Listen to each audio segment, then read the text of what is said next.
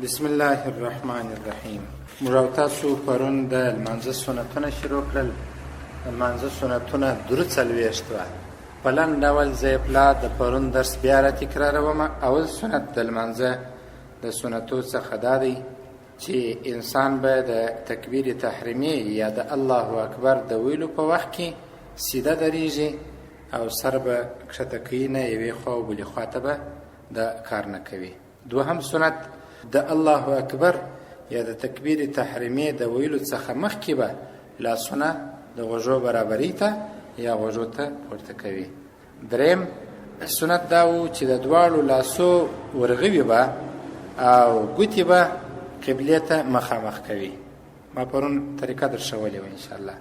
څلورم دا دی د خپلې ګوتې به د پورته کېدلو په وخت کې پر عادي حالت باندې پرېږدي، نه به ډېرې چسپې او مشتې وي، نه به ډېرې ازادي او خلاصې وي. او پنځم سنت دا دی چې رسته لاس به پر چپه لاس باندې کښېږدي تر نامه لاندې. شپږم سنت دا دی پرون مو هم وویله چې دا خپل د چپه لاس د رسته لاس ورغوی به د چپه لاس پر مړوند باندې حلقه غوندې راتاو کړي. حلقه غوندې پرون مې درښولې وه داسې دي. دا دواړې ګوتې دغه د رسته لاس ورغوی به د چپه لاس پر مړوند باندې کښېږدو او بیا به د دواړو ګوتو څخه حلقه جوړه کړو. دا درې ګوتې به مو پر دغه بند باندې پاته سي، پر دغه هډوکو باندې پاته سي. دا څوم سنت دی؟ شپږم سنت دی. اسانه دی. که څوک د سنتو پابند جوړ سي انشاءالله الله توفیق ورکوي د ډېرو کارو.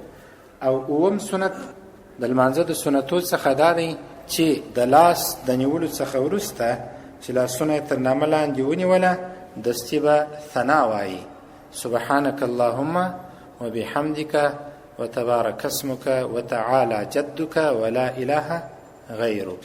دا څوم سنت شو؟ اووم سنت شو. اتم سنت دا دی د الحمدلله څخه مخکې یا د سورة الفاتحې څخه مخکې به اعوذ بالله من الشیطان الرجیم وایي. صحیح سو؟ دا خو نو اول رکعت دی. او نهم سنت دا دی د اعوذ بالله من الشیطان الرجیم څخه به وروسته چې شوایي بسم الله الرحمن الرحیم به وایي. په هر رکعت کې به وایي. اعوذ بالله یوازې په کم رکعت کې و؟ په اول کې. سبحانك اللهم یوازې په کم رکعت کې و؟ په اول کې. او په ټولو رکعاتو کې که دوه دي که درې دي که څلور رکعته دي په هر رکعت کې د الحمدلله څخه مخکې بسم الله الرحمن الرحیم وایي. لسم سنت دا دی چې کله امام د قرائت څخه فارغ سو الحمدلله رب العالمین تر اخر وویله ولا الضالین ووایه نو مقتدی به په قراره باندې امام هم په قراره باندې آمین وایي. دا زموږ د احنافو مذهب دی. امام شافعي صاحب مذهب دا دی هغې څه کوي؟ په زوره وایي. زموږ په مذهب کې په حدیثو ثابته طریقه دا ده چې آمین به قرار په ټیټ اواز سره وایي. یولسم سنت دا دی لمانځه ته چې کله انسان درېږي نو څه ډول ودرېږي؟ تاسو خو زما لاسونه وینئ، پښې که څوک نه ویني. ځینې کسان پښې داسې ایږدي، صحیح دی؟ ځینې کسان یې بیا څه پراخې ایږدي، ځینې دا ګوتې سره نږدې کې داسې ایږي پښې، او ځینې بیا داسې ایږدي. سنت طریقه دا ده چې څلور ګوتې باید د دوو پښو تر مابینځ فاصله پاته سي. دا دوې پښې چې داسې ایږدو څو ګوتې فاصله پاته سي؟ څلور. اما که چیرې یو انسان چاغ و په سرت کې غټ و هغه د خپل جسد او بدن سره موافق پښې ایښولی سي. صحیح سو که یا؟ عادي ما ته مشکل نسته.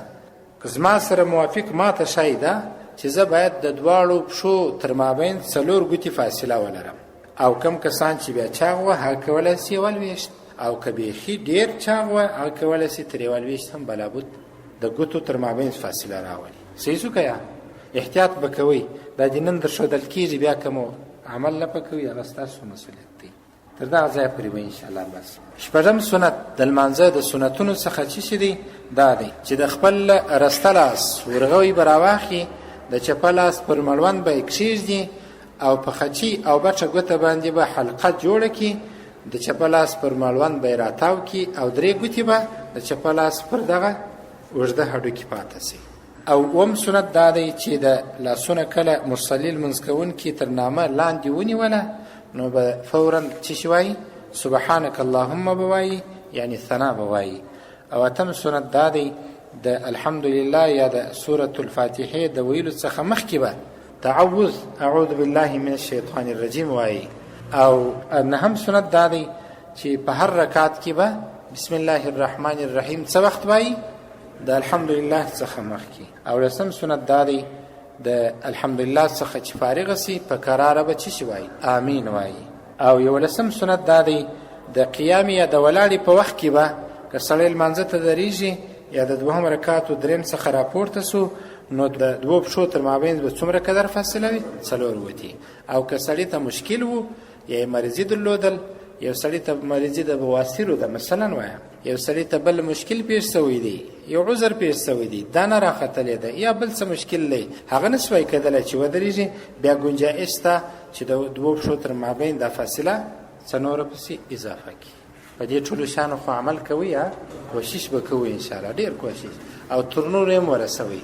دغه عبدالقدس څخه د لمونځ ټوله شته، تاسو یې ځینې واخئ ورسئ او بیا د ځان سره ووایاست، تکرار یې کړئ، زده کوئ یې. او که نور نه تر خپلو کورو خو هر انسان رسولی سي، خور مور او داسې نور. ربنا ظلمنا انفسنا وان لم تغفر لنا وترحمنا لنكونن من الخاسرين لا اله الا انت سبحانك فقنا عذاب النار وصلى الله تعالى على خير خلق.